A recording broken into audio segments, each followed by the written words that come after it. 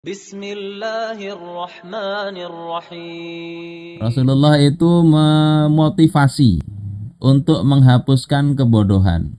Kemudian beliau mewanti-wanti dari adanya futur. Futur itu ada kelesuan, nggak semangat di dalam ta'lim wa ta'allum, belajar mengajar. Harus senantiasa jadi perhatian oleh guru kepada siswanya untuk menghilangkan kebodohan.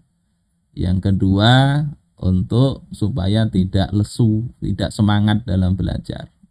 Dari Alqamah bin Sa'ad bin Abdurrahman bin Abzah, dari bapaknya, dari kakeknya, beliau mengatakan Rasulullah Shallallahu Alaihi Wasallam telah berkhutbah pada suatu hari. Kemudian memuji sebagian kaum muslimin. Kelompok kaum muslimin dipuji dengan baik. Kemudian beliau katakan, ada yang dicela juga. Ma balu aqwamin la yufaqqihuna jiranahum. Kenapa ada kaum yang tidak mengajari jiran mereka? Jadi ini Rasul mensupport satu kaum disebut bagus, tapi ada kaum yang disebut kenapa itu tetangga-tetangganya nggak diajari? Wala yu'allimunahum, tidak mendidik mereka. Wala ya'idhunahum, tidak juga memberi peringatan kepada mereka. Wala ya'murunahum, tidak menyuruh mereka kepada yang ma'ruf. Wala yanhaunahum, tidak mencegah tetangga mereka dari yang buruk. Jadi ini Rasulullah sampaikan. Kemudian wa ma balu aqwamin la yata'allamuna min jiranihim. Kenapa juga ada kaum yang mereka tidak belajar dari tetangganya? Wala yatafaqqahun, tidak mendalami agama dari tetangganya. Wala yata'iduna, dan juga tidak mengambil pelajaran dari tetangganya. Jadi ini seolah-olah Rasul itu ingin menjelaskan di antara hak tetangga dengan tetangga itu, kalau yang alim ya mengajari yang kurang alim. Yang kurang alim itu hendaknya belajar kepada yang alim. Bertetangga itu begitu seharusnya. Nah ini yang kayaknya juga agak susah ya kita di masyarakat. Kadang justru yang belajar itu yang jauh-jauh. Yang tetangga ini kayaknya enggak. Wallahi la yu'allimanna qaumun jiranahum. Demi Allah hendaklah betul-betul satu kaum itu mengajari jiran mereka, wa yufaqihunahum, menjadikan tetangganya itu faqih, mengerti agama, wa ya'idhunahum, memberikan pelajaran yang baik, memerintahkan mereka yang baik, mencegah dari yang mungkar. Dan hendaklah pula satu kaum itu belajar dari tetangganya, yakni kalau tetangganya lebih alim, mendalami agama dari tetangganya, dan mendidik diri mereka untuk menjadi lebih cerdas dari tetangganya. Hendaknya itu dilakukan. Yang alim hendaknya mengajari tetangganya, yang kurang alim hendaknya belajar dari yang lebih alim. Atau kalau tidak begitu, la'u'ajilannahumul uqubah, Allah akan menyegerakan siksaan itu. Jadi bala itu bisa terjadi karena itu. Tumanazala qaumun, kemudian satu kaum setelah itu kan berpisah. Kemudian mereka berbincang-bincang. Siapa kira-kira yang dimaksud Nabi itu? Kaum yang dimaksud Nabi nggak ngajari tetangganya itu siapa? Maka di antara mereka ada mengatakan al-Asy'ariyin. Itu adalah al-Asy'ariyun, kaumnya bubuhan ini Abu Musa al-Asy'ari. Hum qaumun fuqaha, mereka itu satu kaum yang faqih. Walahum jiranun jufah min ahlil miyah wal aghrab. Tapi mereka itu tetangga-tetangganya itu tetangga-tetangga badui yang kaku keras, enggak belajar. Nah, hal ini sampai kepada orang-orang Asy'ariyin. Kemudian mereka datang kepada Rasulullah Wahai Rasulullah, engkau menyebut satu kaum dengan kebaikan dan engkau menyebut kami dengan keburukan. Jadi mereka sudah sadar yang dimaksud itu adalah mereka. Ya. Maka kata Rasulullah, ya, la yu'allimanna qaumun jironahum. Seperti perkataan tadi, satu kaum hendaklah mengajari tetangganya dan seterusnya itu. Atau kalau enggak begitu, la u'ajilannahumul uqubata fid dunya. Allah akan menyegerakan bala, ya, uqubat itu di dunia. Maka kemudian bertanya lagi ini orang-orang Asy'ariyin ini, apakah kami ini harus mendidik, ya, selain kami, yakni mengajari tetangga, memperjelas lagi. Maka Rasulullah mengulangi perkataan yang tadi disampaikan. Maka kemudian orang-orang Asy'ariyun itu baru kemudian mengatakan amhilna sana, beri kami tempo setahun ya Rasul. Maka dikasih tempo dan kemudian mereka mengajari tetangga-tetangga sekitar kabilah mereka itu. Ini luar biasanya perhatian Islam, ya.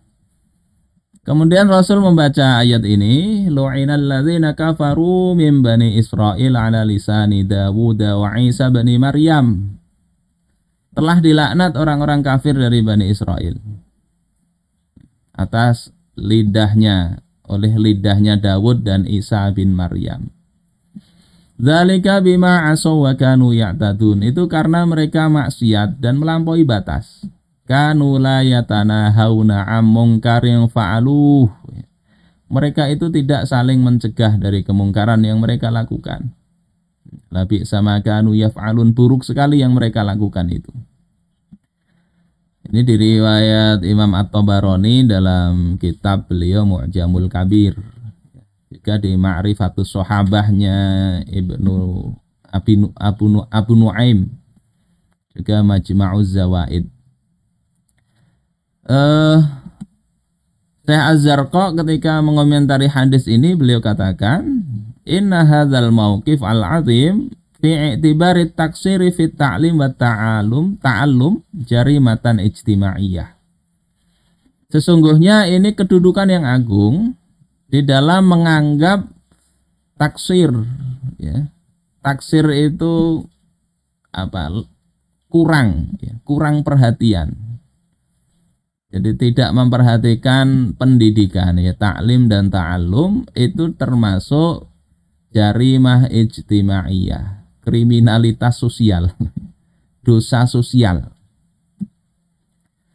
yang yastahiqu murtaqibuha al-uqubah ad-dunyawiyah. Orang yang melakukannya itu berhak mendapatkan siksaan di dunia. Ini adalah kedudukan yang tidak ada dalam sejarah yang semisal ini. Di dalam memuliakan ilmu, sebelum Nabi nggak ada riwayat seperti ini, setelah Nabi juga nggak ada sejarah yang menunjukkan orang per orang ini, nggak hanya lembaga, orang per orang ini hendaknya dia melakukan ta'lim maupun ta'allum. Kalau dia alim, dia punya sesuatu yang mau disampaikan, dia harusnya ajarkan. Ya, kalau dia itu nggak ngerti, hendaknya dia belajar. Ini Islam ini menyokong, mendorong begitu. Sehingga kaum muslimin itu tidak aneh, ya, kalau generasi awal itu nggak perlu waktu lama itu menjadi generasi pertama di dunia ini. Karena ini semangat belajarnya yang luar biasa. Nah, ini yang penting kita pelajari, kita support, kita tanamkan di benak-benak siswa kita, juga termasuk gurunya sebetulnya. Kadang guru ini juga kalau sudah ngajar sudah nggak ada lagi semangat untuk belajar. Jadi nggak nambah-nambah ilmunya. Merasa cukup sudah. Dikiranya belajar itu cuma waktu kuliah. Selesai kuliah S1, S2, S3 seolah-olah sudah dia nggak perlu lagi belajar. Padahal banyak ilmu, banyak kewajiban yang mungkin dia tidak tunaikan, ya, tidak tunaikan tadi.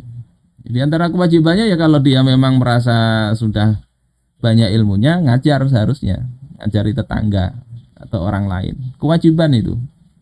Meninggalkan ini diancam oleh Rasulullah Shallallahu Alaihi Wasallam akan dapat ukubah duniawiyah, ya.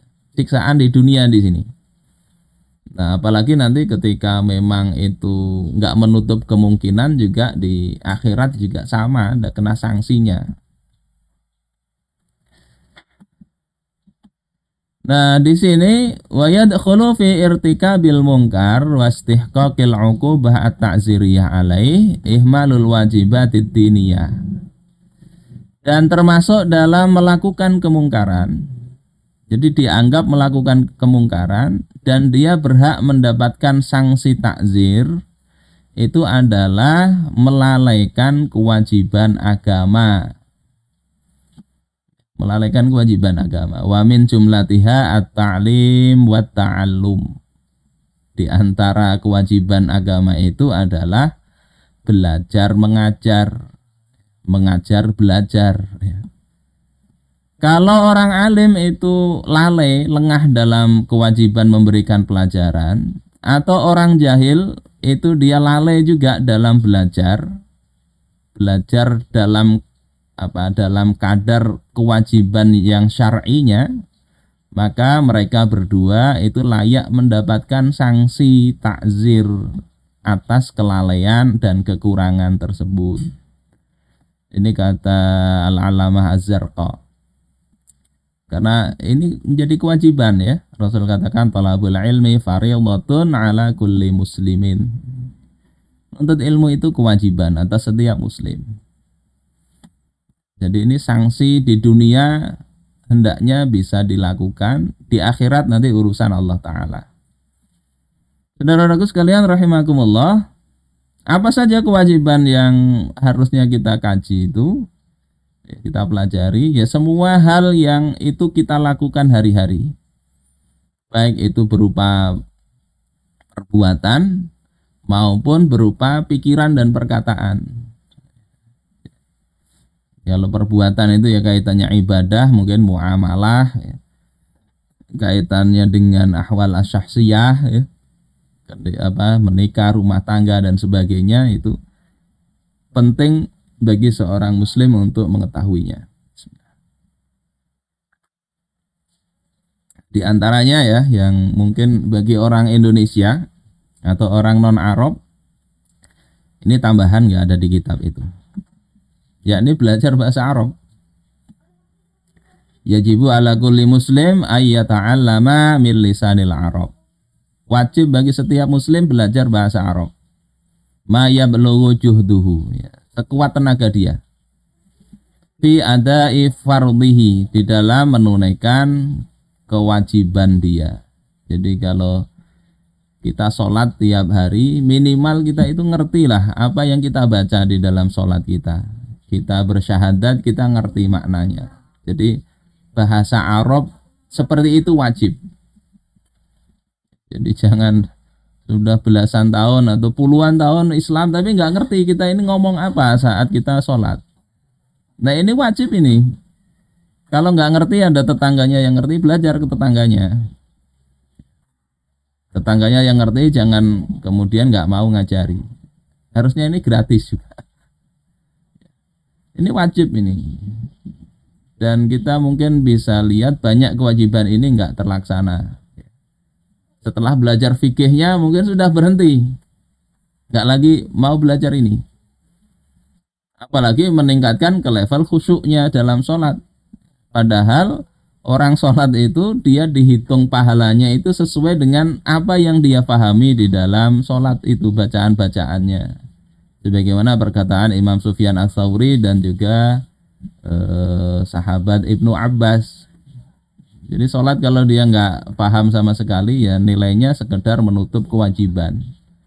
Nah, nanti sesuai dengan kadar kefahamannya dan kekhusyuannya, nanti ada sholat dapat pahala cuma 1/10, 1/7, 1/5 dan sebagainya. Sebagaimana dalam sebuah hadis. Ini juga kata Imam Al-Mawardi. Ma'rifatul lisanil Arab fardun ala kulli muslimin.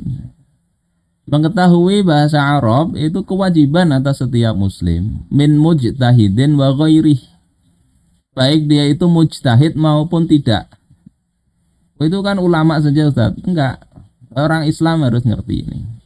Ya levelnya tadilah minimal ngerti apa yang kita lakukan hari-hari itu.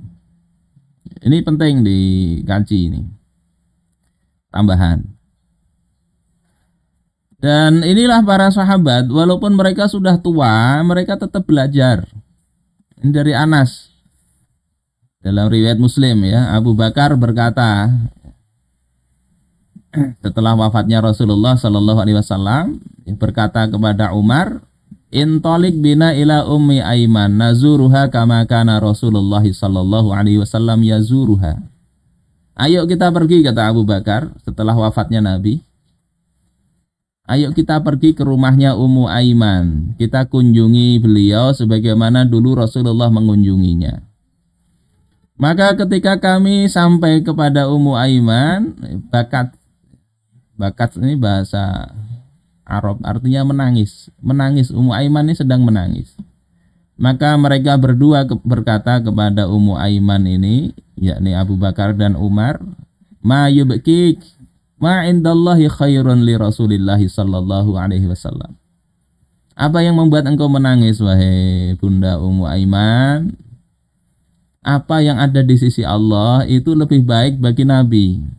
Jadi dikira oleh Abu Bakar maupun Umar, Ummu Aiman ini menangisi Nabi karena ditinggal Nabi. Padahal kata Abu Bakar ya, Nabi itu di sisi Allah lebih baik kondisinya daripada saat hidup. Maka Ummu Aiman mengatakan, Ma'abki alla akuna a'lamu anna ma indallahi khairul li Rasulillahi sallallahu alaihi wasallam. Aku itu enggak menangisi, seolah-olah enggak tahu kalau Rasul di sisi Allah lebih baik kondisinya. Walakin abki annal wahya qad inqata'a minas sama. Tapi aku itu menangis karena wahyu itu sudah terputus dari langit. Jadi apa namanya, ibarat ilmu ya, ilmu itu sudah terputus dari sisi wahyu itu. Fahayyajadhuma 'alal bukai faja'ala yabkiyani ma'aha. Nah, apa yang diucapkan oleh Ummu Aiman ini rupanya menyentuh hati Abu Bakar dan Umar sehingga mereka berdua pun menangis bersama Ummu Aiman. Terputusnya tadi wahyu dari Allah Subhanahu wa taala. Ini usia sudah tua, tapi masih perhatiannya kepada Islam luar biasa.